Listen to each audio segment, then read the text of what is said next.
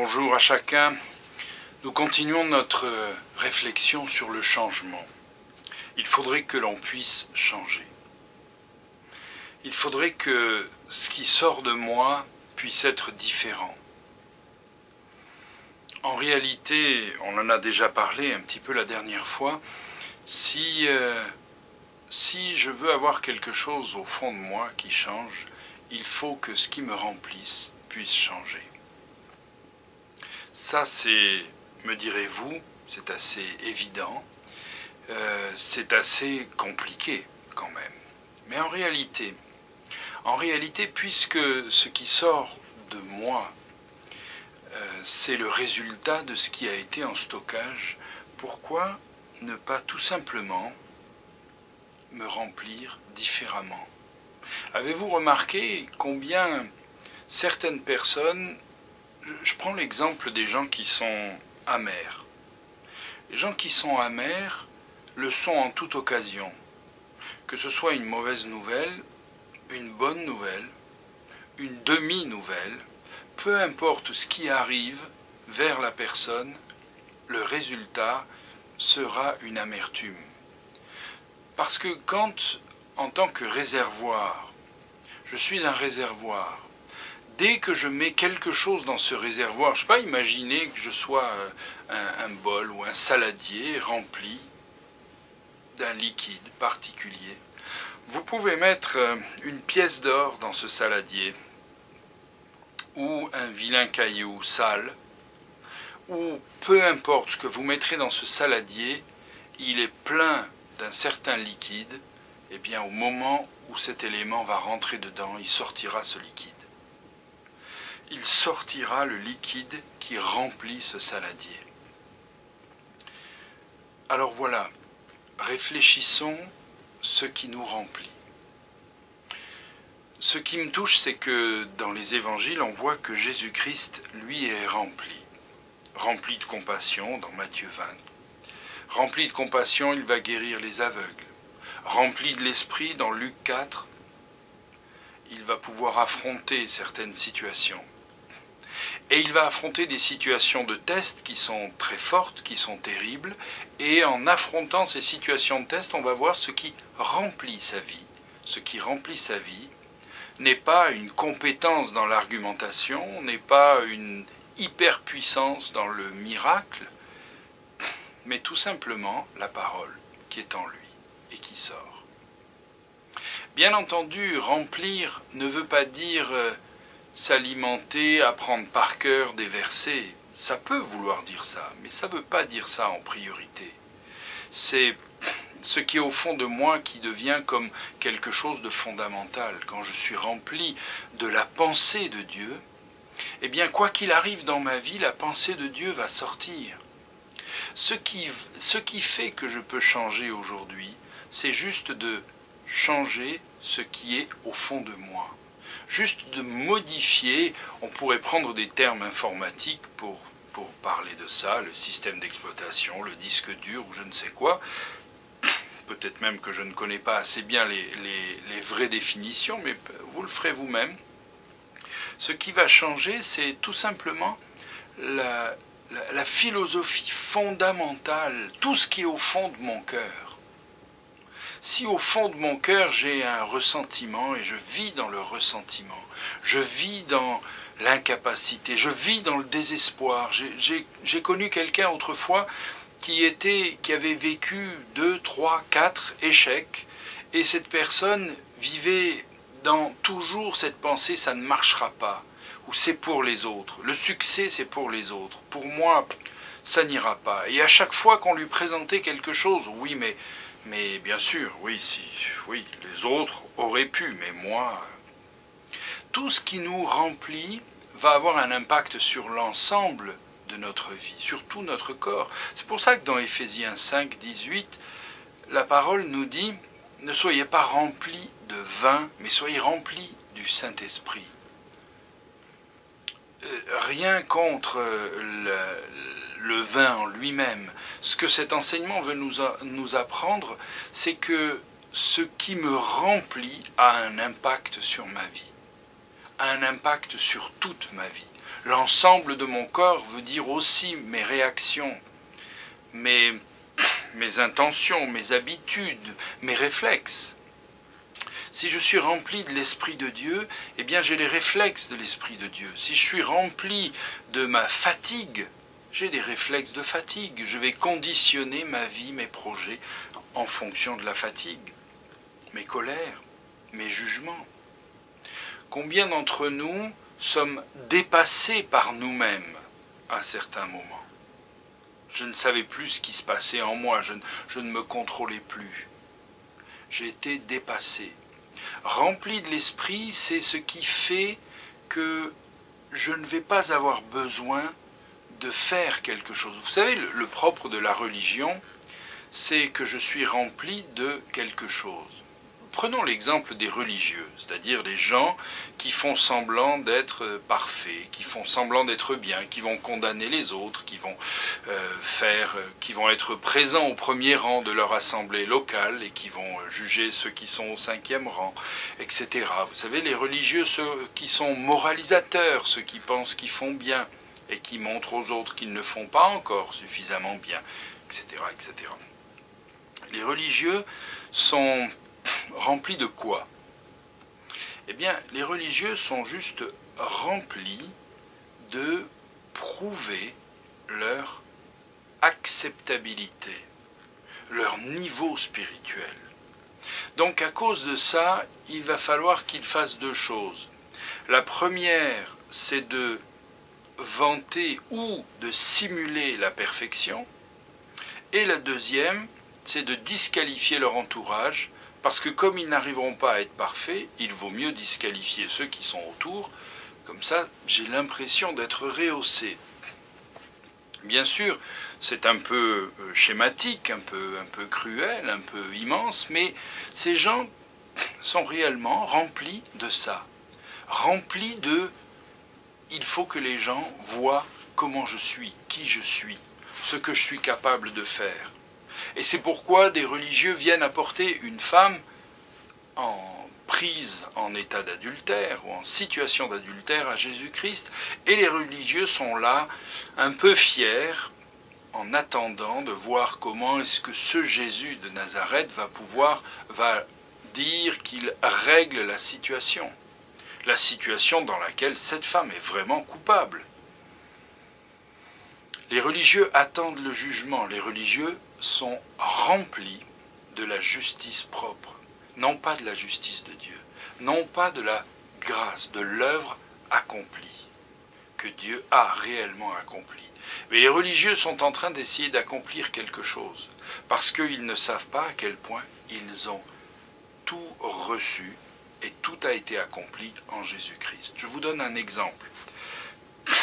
Le Genèse 24 nous parle du serviteur d'Abraham, Eliezer, qui est mandaté pour aller chercher une femme pour son fils, Isaac. Cet homme a une particularité, enfin il en a plusieurs, mais une particularité qui nous enseigne le message de la grâce. Dans Genèse 24, on voit que cet homme va partir, va être particulièrement concentré sur le succès de son maître. Et toute sa mission est basée sur le succès de son maître. Pas le sien, pas son succès à lui, Eliezer, le serviteur, mais le succès de son maître. Pourquoi est-ce que cet homme, à aucun moment, n'a besoin de revendiquer, de passer pour un bon serviteur, de revendiquer qu'il fait les choses bien, d'être un petit peu remarqué comme un bon serviteur? Pourquoi est-ce que cet homme est autant intègre? Bien sûr, on a envie d'être comme lui. On pourrait prêcher, de dire « Et nous, ne sommes-nous pas des serviteurs de Dieu? Nous avons une mission, nous allons chercher l'épouse du fils de notre serviteur. » Toute une symbolique extraordinaire dans ce passage. Mais nous sommes tout le temps en train d'essayer de rajouter, tu as vu ce que j'ai fait, oui, j'ai souffert, oui, j'ai été missionnaire, oui, j'ai fait du bon travail, oui, moi je suis Eliezer, pas toujours été facile, ma vie d'Eliezer, mais là, je fais du bon boulot. Là, je crois que j'ai trouvé. Ah, si seulement ces femmes pouvaient obéir et suivre. Bien sûr, symboliquement, si seulement l'épouse de Jésus-Christ pouvait être au niveau d'adorer Jésus-Christ correctement et de faire un beau mariage.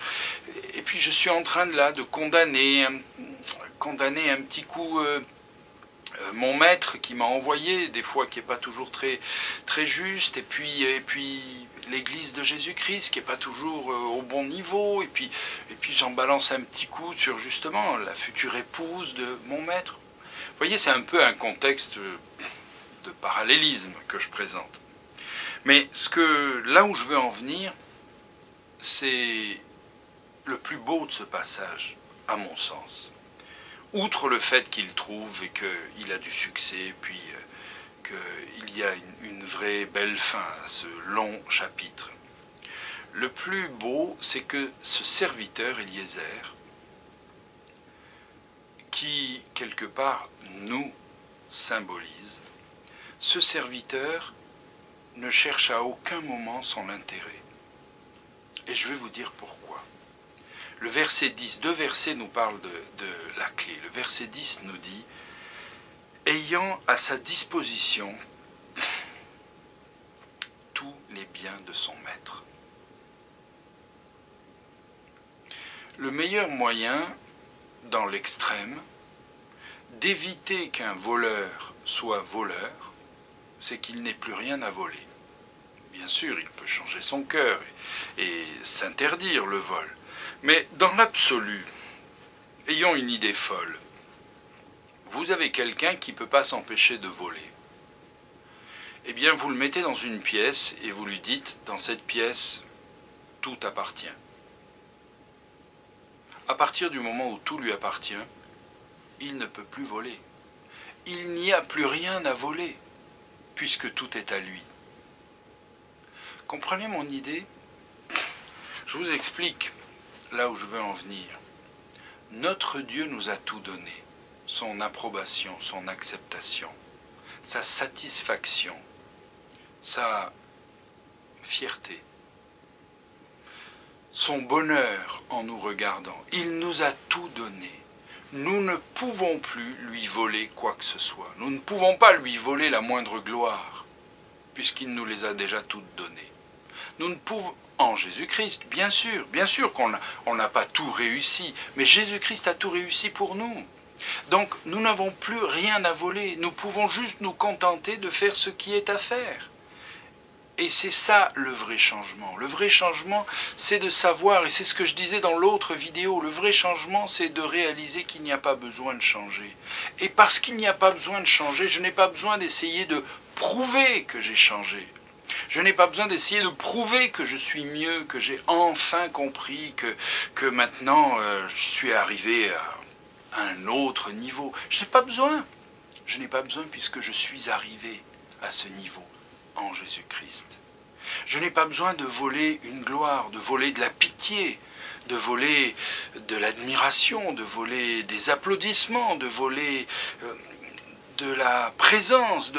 Je n'ai pas besoin de voler quoi que ce soit. Je suis Eliezer, j'ai tout reçu. Eliezer avait tout à disposition, ayant à sa disposition tous les biens de son maître. Il est à sa disposition, il a tout.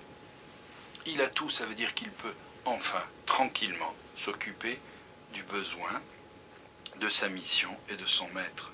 Ce qui me remplit, c'est ce que je vais réellement essayer d'obtenir. Mais quand je réalise que Jésus-Christ a rempli ma vie et qu'il peut la remplir constamment, plus je serai rempli de lui, plus j'éclabousserai, je déborderai de lui.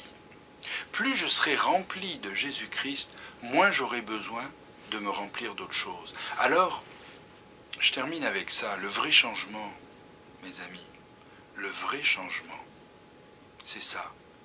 Juste de modifier ce qui me remplit.